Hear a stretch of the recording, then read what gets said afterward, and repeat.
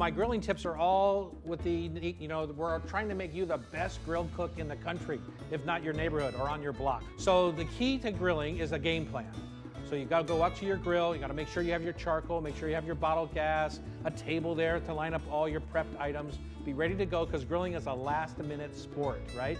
All your guests are gonna be there, you're gonna be sipping wine, you wanna be clear on what your game plan is. So after that, you want to know the temperature of your grill. You want to know the hot spots, the cool spots. You want to know, have a digital thermometer so you can check the interior of the food that you're cooking. For example, this salmon right here, 120 degrees right in the center is a perfect temperature for this salmon. If you use your thermometer, you'll cook perfect salmon every time. You don't have to guess anymore. Those are grill tips that are worth their weight in gold. I match this particular fish with the Eroica Riesling, a nice acid-balanced Riesling, a little bit of sweetness, but I have a lemony marinade on my fish and my asparagus, right? So I want to match that up with the right wine. That's the perfect wine for it. Salmon on the medium side of the grill, the medium cool side.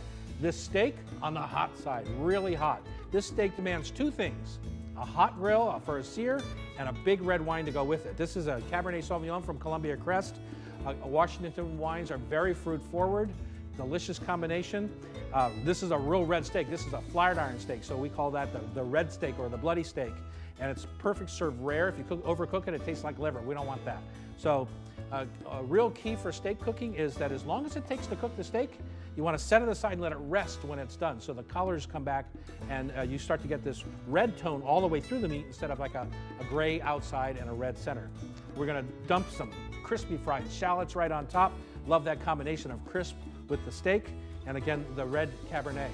And then over here, another grill tip is layering your flavors, right? So don't just stop at putting a piece of chicken thigh on the grill, just make a nice little spice rub for it. Layer that flavor on, cook it on. Cook your chicken all the way and then glaze the sauce on. Don't just put sauce on, glaze the sauce on. Really hot fire, caramelize it, because caramelizing is the key to life, a grill life especially.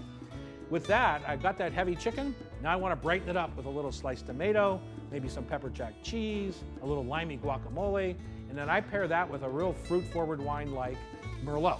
Okay, so just less tannin than the Cabernet, but a delicious, quaffable wine, really delicious, from North Star here in Washington State also. So I think that grilling is an art, and you just have to practice a little bit, and you'll be the best griller in your neighborhood.